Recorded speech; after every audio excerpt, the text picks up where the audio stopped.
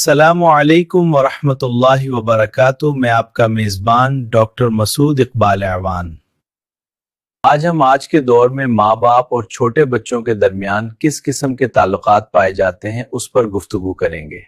वालिदैन को चाहिए कि अपने छोटे बच्चों के साथ खेलें, उनके साथ बातें करें, उनके साथ अच्छा वक्त गुजार रहे हैं और आने वाली वक्त की उन्हें ट्रेनिंग दें कि आने वाले वक्त में जब ऐसा मसला होगा तो वो क्या करेंगे।